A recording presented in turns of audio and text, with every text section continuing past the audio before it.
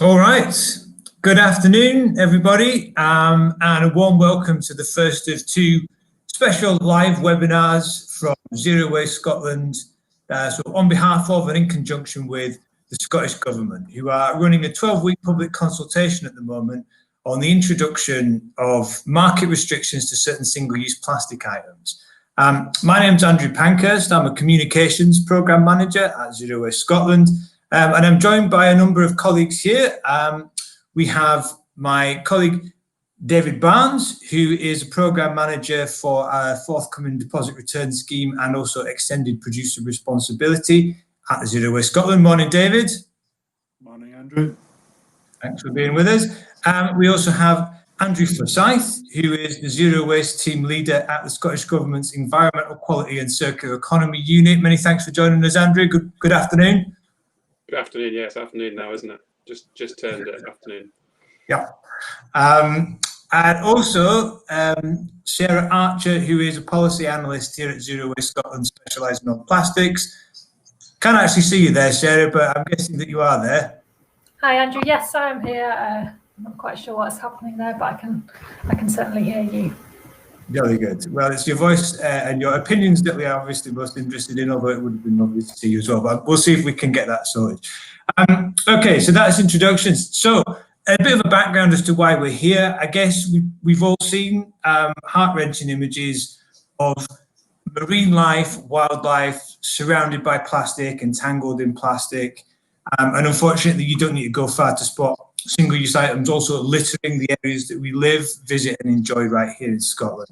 And one of the biggest contributors to that is single-use items. So not only do these cause issues with litter, single-use items are also a big contributor to climate change, and that's probably the side of the issue that we talk about less. And in actual fact, around 4/5 of Scotland's carbon footprint comes from material use. So that's the kind of whole life cycle of material use, but it's from the goods that we produce and use, and in many cases throw out after just one use. And that's where this focus on single-use plastics really comes in. Now, across the EU, the most commonly found and problematic single-use items that tend to wash up on beaches, for example, are plastic cutlery, plates, straws, drink stirrers, and those balloon stick things. And in Scotland, it's also never hard to be too far away from seeing examples of littered expanded polystyrene food containers, such as you might get from the chippy, expanded polystyrene cups, like you get kind of takeaway soup in and that kind of thing, and other beverage containers. And these are equally damaging to our surrounding environments and wildlife. So that's why these measures on single-use plastic items are being looked at. So to engage with as many people and businesses and organisations as possible, Zero Waste Scotland's hosting these two public webinars. So there's one today and another one in November on behalf of the Scottish Government. And these webinars are open to everybody. So it's people's opportunity to come along and sort of hear a bit more about it. But also because it's live and it's going out on social media, it's an opportunity for people to ask questions and to get answers from the people behind this. So we would love to have your questions. You can share your thoughts, questions, even if you just want to leave a comment on our social media channels. So you can do it in there's like a live chat as part of this that you can just type a question directly into. Or if you want to do it through Twitter, you can do it using the hashtag #MySayOnSingleUse. Now, we're going to hear some more detail on this from our panel in just a minute. But before we do that, my colleague Catherine Bozek has made a short film about this, which we've been showing across our social media channels over the last week or so. And we're just going to watch that just now, just to get a bit of background.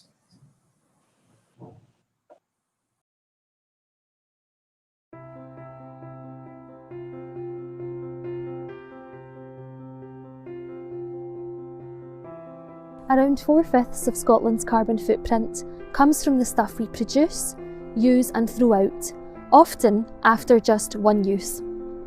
As part of a wider package of measures to curb our throwaway culture, the Scottish Government is seeking your views on restricting the availability of certain single-use plastic items such as cutlery and beverage stirrers.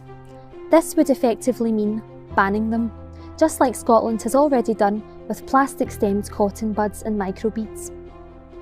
The items included to be banned as part of this consultation align Scotland with the EU Single-Use Plastics Directive, which would see additional measures come in on other single-use items at a later stage.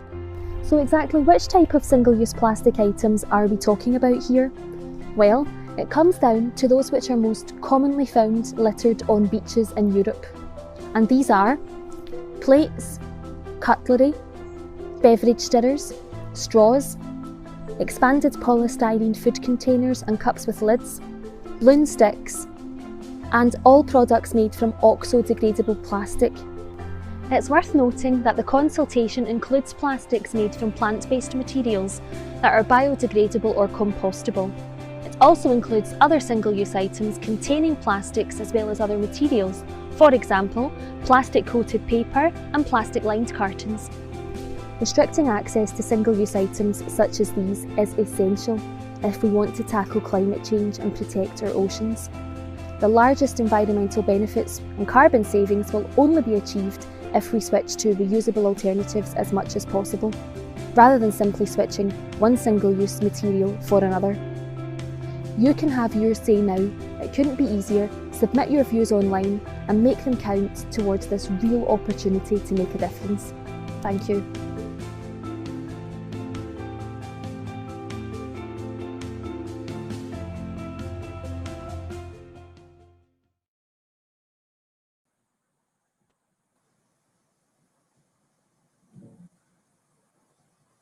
Okay, great. So we've heard from Catherine there, but David, just by way of kind of setting the scene for the discussion we're about to have, could you perhaps summarise for us what the issue is as you see it and what the government are proposing in order to tackle it?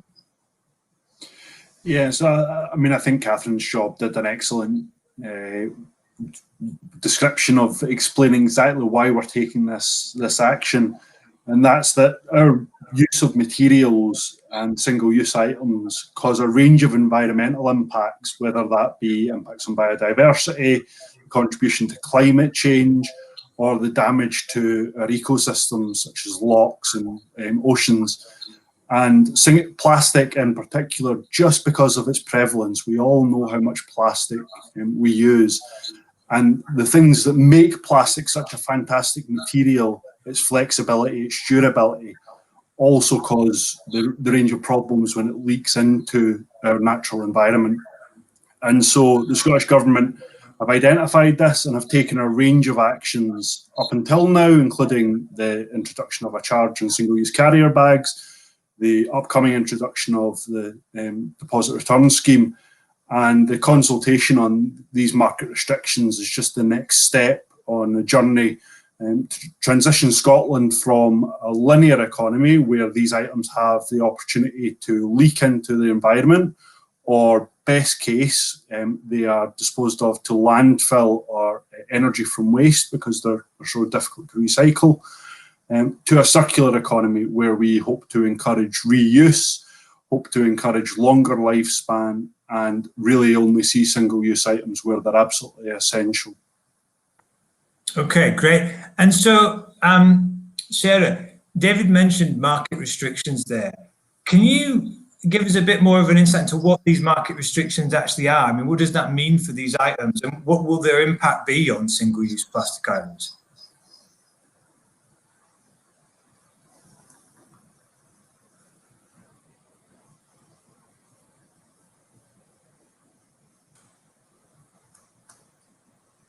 Oh, Sarah, I think you might have been on mute there, but I think it looks like you're off mute now. Yeah, can you hear me now? I can, yeah. Great, apologies about that.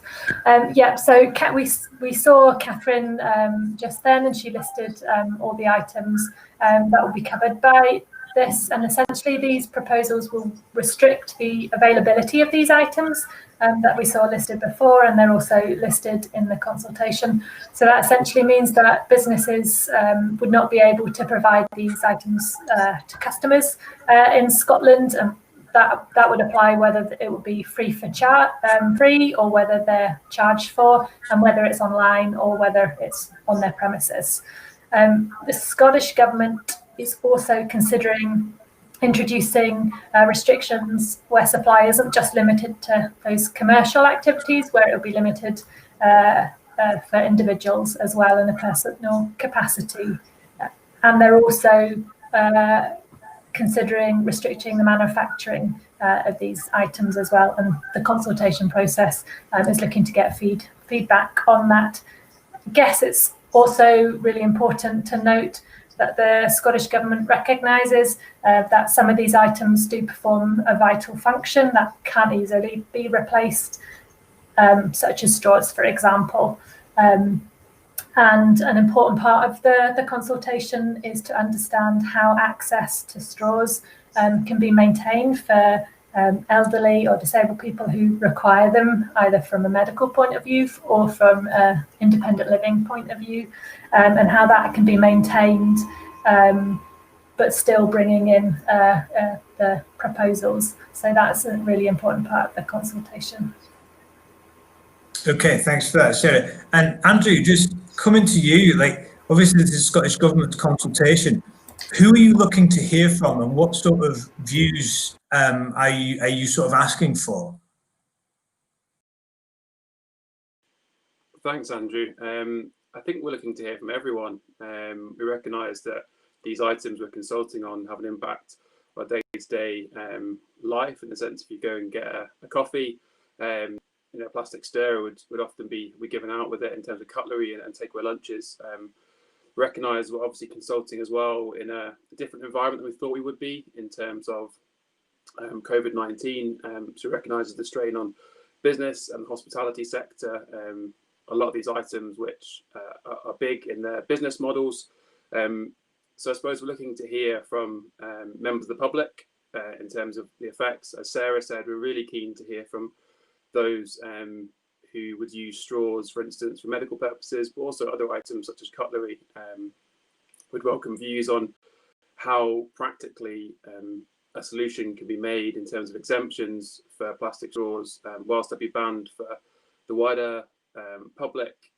Those that need them, we want to make sure there's accessibility and that they're not disadvantaged by legislation that we'll put in place. So to answer your question, anyone and everyone, especially looking to hear and see evidence that we may not have considered, both on the consultation questions, but also our impact assessments as well, which accompany the consultation document.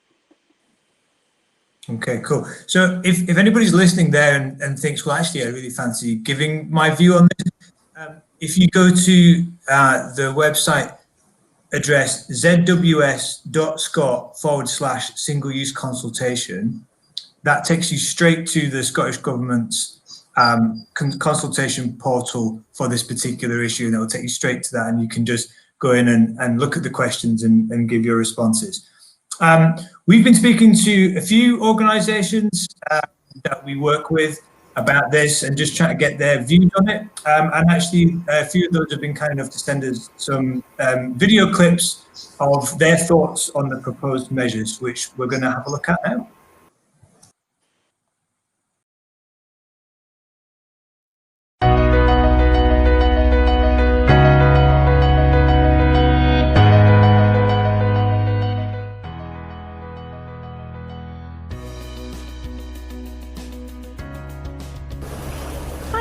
My name's Catherine and I'm the Scotland Conservation Officer for the Marine Conservation Society. Hi, I'm Matt Woodthorpe, Scotland Programme Manager at EAUC. Hello, my name's Rosie Jack and I'm the Market Events Manager at Bowhouse.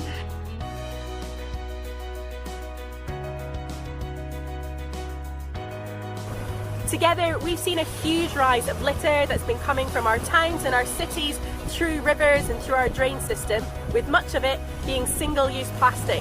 So items like this that are only used once and are now blighting our beaches and our environment. EAUC is the Alliance for Sustainability Leadership in Education, and we exist to lead and empower the post-16 education sector to make sustainability just good business. In Scotland, our team is funded by the Scottish Funding Council, and we have the pleasure of working with every college and university in Scotland on sustainability.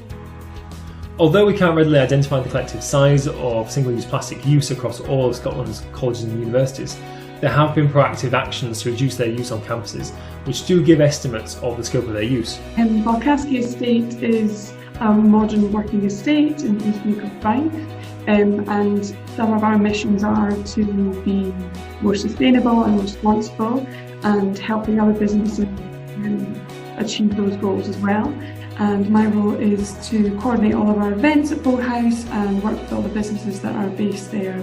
We've got over 7 food and drink businesses based in the converted farmsteading at Bow House, and they all do different things to do with food and drink.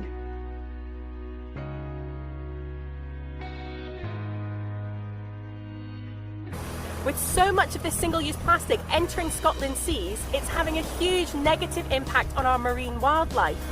A lot of our wildlife is now eating this single-use plastic, from the smallest plankton at the bottom of the food chain to our amazing iconic species like leatherback turtles and our whales, which are sadly dying as a result. Now, with so much of our marine wildlife eating this plastic, it might be no surprise that so much of it is entering the food chain, and the seafood that many of us enjoy to eat could be being negatively impacted as well. In 2018, Dundee and Angus College stopped selling and supplying the use of all disposable plastic items, including cutlery, cups and bottled water. In one academic year alone, this removed approximately 140,000 disposable cups and nearly 20,000 plastic bottles from the plastic waste stream. Collectively, this was about 28 tonnes of plastic waste that was avoided.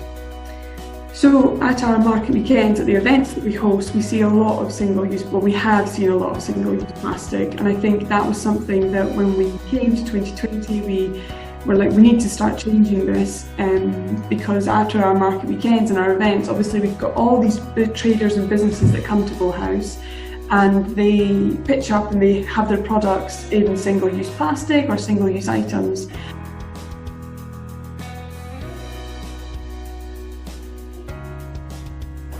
Now, the power we all have as individual citizens cannot be underestimated. Thanks to all of you who collected data, that helped get the EU Single-Use Plastics Directive. And now we have the opportunity to make that data and make our voice heard right here, right now in Scotland. Following on the great work of colleges like Dundee and Angus, many colleges and universities across Scotland are planning to or already have adopted measures to reduce the use of single-use plastics and other items on campuses. For example, earlier in the year, all of Scotland's college principals committed to removing single-use plastic beverage containers from their retail facilities. Colleges will also be exploring ways to replace other disposable items in the near future.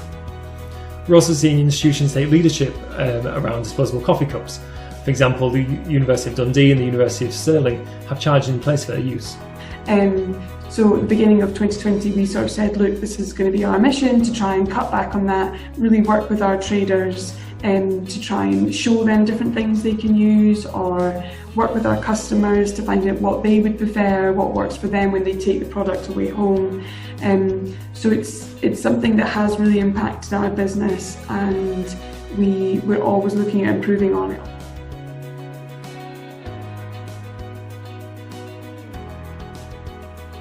The Scottish Government are currently running a public consultation asking you what you think they should do to tackle the single-use plastics crisis.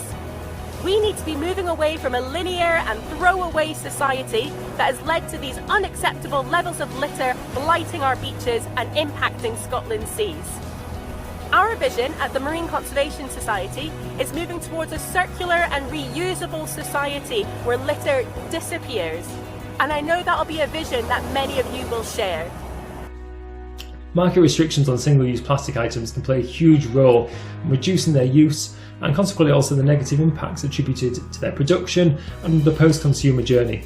This has been clearly shown by the success of the plastic carrier bag charge, for example. But it is important to also recognise the social dimensions of single-use plastic items too. For example, individuals with a disability may require a single-use plastic item where current alternatives are not suitable for their needs. It will give us as a business more of an oomph that legislation is coming into place. It will give us more of a stronghold to just say, actually, you know, it's not just us saying this now, it's the Scottish Government that are enforcing this. So we agree with them, and we think these single-use items shouldn't be used in our environment or our industry.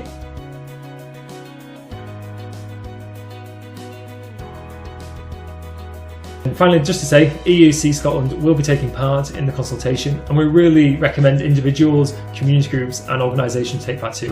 It's important that your experiences and your ideas are heard. I would really encourage all sorts of organisations, businesses, charities, groups to really sit down and think about it. As you can probably tell, I absolutely love Scotland's beaches, I love my local park, my street, I love the city where I live. So I'll be making sure that my vision and my voice is heard by the Scottish Government, and you need to share your vision too. So take part in this public consultation and make sure that your vision is there for everyone to hear.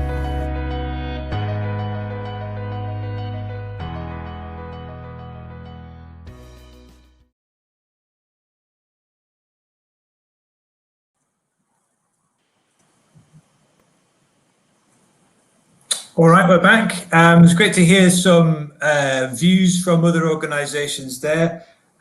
We're going to take some questions now from people tuning in. We've got some that have been submitted via Twitter in the run-up, and also we're getting some starting to come through on the live chat as well. So would encourage people viewing to use the live chat and ask questions. First, we've got one here from Frank Robertson, who's asking, how many tons of cutlery, coffee cups, and other single-use plastics are estimated to be lost per year? And I'm presuming by lost you mean kind of lost into the environment. I'm not sure if we've got stats on that to hand, David, but I seem to remember I shot a video earlier in the year. It was to do with coffee cups, which coffee cups in general are not covered by the Single-Use Plastics Directive. But if you're interested in numbers and figures and the scale of the issues that we're facing, we use 200 million single-use coffee cups in Scotland every year. And given that they're quite tricky to recycle, you can assume that most of those are not getting, that material is getting used again. So, that's one illustration of the scale of the problem. The cups that are involved in the Single-Use Plastics Directive are just expanded polystyrene ones, which are perhaps less common than your average coffee cup. But David, do you have anything you want to kind of add to that? Yes, I mean, it's a really good question, Frank. And I think the challenge with plastic in particular is tons isn't actually a good measurement of the impact of plastic, because it's actually a very light material. And you heard in the video there, which I thought did an excellent job of describing some of the excellent work that some of our universities and colleges are already doing on this topic. They've removed hundreds of thousands of cups from their campuses, but in total only amounted to 25 tons of plastic. And when this plastic escapes into the natural environment, it breaks down anyway into small bits. So the answer is we don't know how many tons there are that are lost to the natural environment from the items specifically that are being proposed to have market restrictions imposed. But what we can say is that 9 out of 10 pieces of plastic litter found on our beaches are plastic, and that even although it's a very lightweight material, because of all of the environmental challenges that we've heard so far in today's discussion, we know it's important to address it despite the fact that it's so lightweight, which is the reason why, as I said, tons isn't a great way to assess the negative environmental impacts that plastic has when it leaks into our environment. Yeah, I mean, one of the things I guess we haven't really touched upon yet is the kind of average lifespan of a piece of plastic. And varies by item, but it's quite commonly accepted that a plastic bottle can last up to 500 years. If you think about that in terms of, regardless of what it weighs or, how many of them there are, just like that amount of time that it's going to be in our environment causing these issues, it's really pretty significant. I'm going to come on to one, and I'm going to direct this one towards Andrew from Scottish Government. There's a couple of comments that we've had in from people saying there is too much consultation. All it does is give the real culprits time to put a case together and exert pressures on Minister one way or another to keep more or less to the status quo. Either immediate legislation is necessary or it is not. Single-use plastic is clearly a problem in every way, so ban it. Bad luck on its producers, but they've known the score for months, if not years, and done nothing. So get on and legislate. And that's from Ann Palmer on Facebook. And also Mike Kirby on Facebook sort of expressing a similar sentiment where he's saying, not sure why a 12-week consultation is required. Just get on with banning them as soon as possible. So obviously the people are really supportive of the measures here, but like not really clear on why there's a need to consult on it. So I just wondered, Andrew, if you could take us through the kind of the various reasons that actually these consultations are needed. Yeah, absolutely. I think valid questions. I think part of these, the value of these events is to explain the process from a government point of view. As we mentioned previously, this consultation has spanned out of the EU Single-Use Plastics Directive. It's one of the articles within it. The consultation does go on and talk about what else is going on, which is a huge spectrum of work on single-use plastics and a variety of other measures. In terms of the 12-week consultation, it's a standard time for Scottish Government consultations, and I think it's a really important time. It has been known about for a while, but we know the what. The what is should we ban these items, but on some of them we don't know the how. So I think we've already mentioned, and Sarah touched on a really important point around single-use plastic straws. The how do we make this work for those that need them? And I think that's also been a fair bit of on the comments, is that we very much recognise that certain single-use items for medical purposes are needed, and the COVID crisis has highlighted that to a large degree as well, that actually for hygiene purposes, for medical purposes, for accessibility purposes, they have a real value for certain members of society. So we understand that we want to meet the standards of the directive, which say there should be a ban, but within that, for straws, there is an exemption. So this consultation allows us to engage with representative groups, with individuals, to understand how we can make this work practically. It's not going to disadvantage people, and especially, the geography of Scotland is significant in terms of what is a solution in Edinburgh or Glasgow or Aberdeen is not the same in the Highlands and Islands. So we really have to take that into account, and our impact assessments will go a long way as well to help understand that we produce a solution that works for the whole of Scotland. Okay, great. Thanks for that, Andrew. I've had quite a key question, really. Someone, John Adams from Instagram, asking if we have a source for the 4/5 figure that I actually made reference to earlier, and I think was in the video that Catherine had made, which is us saying that 4/5 of Scotland's carbon footprint comes from the materials that we use. David, I don't know if you're best placed to come back on that. How is that figure arrived at? Can you just explain for the audience? Yeah, absolutely, Andrew. So the 4/5 figure is actually a report that Zero Waste Scotland published looking at the impacts of Scotland's material use measured by carbon, building on our carbon metric tool, which is a way of assessing the impacts of different material measured by carbon. And that looks at everything from the production of that material, the transportation of that material, the use, and then eventually through to disposal. And so that 4/5 is based on what's in technical terms is our consumption footprint rather than our territorial footprint. And the difference between those is effectively the consumption one. So what that 4/5 figure is based on is actually everything, all of Scotland's, the impact of all of Scotland's material use. It means the carbon doesn't necessarily arise in Scotland because not all of our goods are produced in Scotland. So people may have seen other figures that suggested that a larger proportion of our carbon impact is based on things like transport or on domestic heating, and that often is based on our territorial footprint, which is just the carbon that's is arising in Scotland. And so what we are trying to say is actually, from a climate change perspective, it doesn't matter where the carbon arises. If it's our consumption habits that are contributing to that, then we have a real opportunity to influence that and have that positive impact for Scotland, but also for the wider globe and other countries as well. Okay, thanks for that, David. That really clears it up. I just want to come to Sarah on one point that we had in from Jabo Palmer via LinkedIn. Their comment was pretty much anything that's single use should be looked at, unless there's a very good reason that it's disposable. And I was just wondering if you wanted to weigh in on that around some of the messaging, I guess, we're trying to advocate around, yes, we're moving away from single-use plastics, but we also want to look at that kind of move away from disposability wherever possible, and what sort of measures we might advocate instead. Yeah, so that's a good question. And as it's pointing out, this consultation is looking at just the single-use plastic items.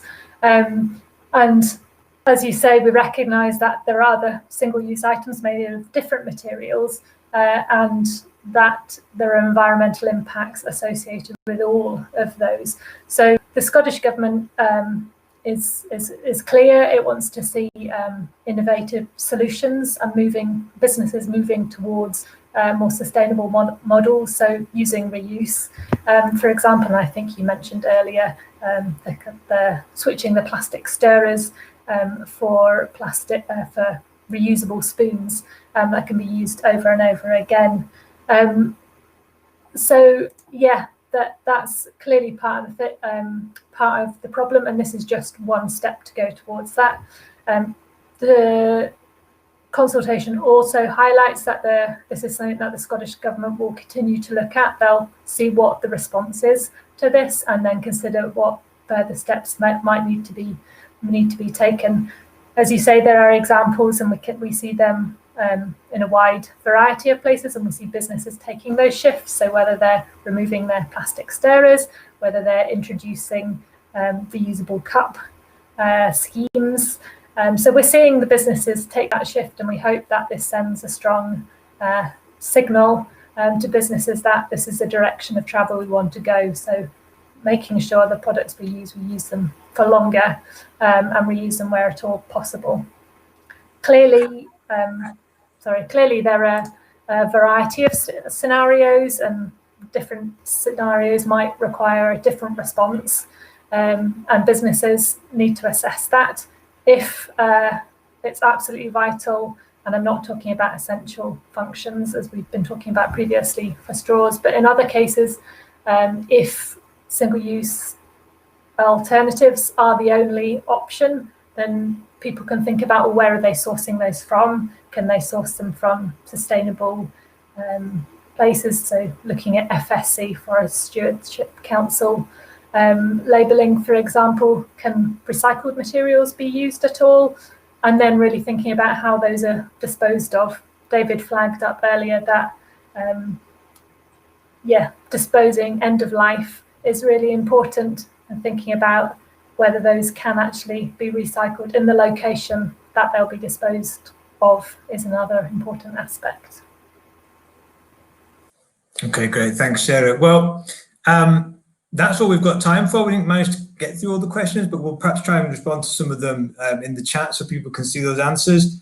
So thank you very much for everybody who was watching, everybody that sent in questions and engaged in the chat. This is if you have a burning question, you want to ask something else, or you enjoyed this today and perhaps want to recommend to a colleague, we are doing this again on Wednesday, the 11th of November at 3 p.m. And we'll be pushing that through our social channels between now and then as well. So as a bit of a reminder, but that's the date if you want to join us. And we would encourage you to engage with the consultation. That's what today's all been about, really, is encouraging people to have their say on this issue and to make their voice heard. So to engage with the consultation, I think the address has just come up on screen below me there. You just need to go to zws.scot/single-use consultation, and that takes you straight through to the Scottish Government's consultation portal and the specific web page for this. So that's all we've got time for today. But if you have any further questions, you can engage with us through social media, send us questions for your comments, or join us for the next webinar on the 11th of November. But over and above that, I'd just like to say thanks very much to all the partner organisations that sent in the videos. Thank you to Catherine for her video, and thank you to Sarah, David and Andrew for joining me this afternoon.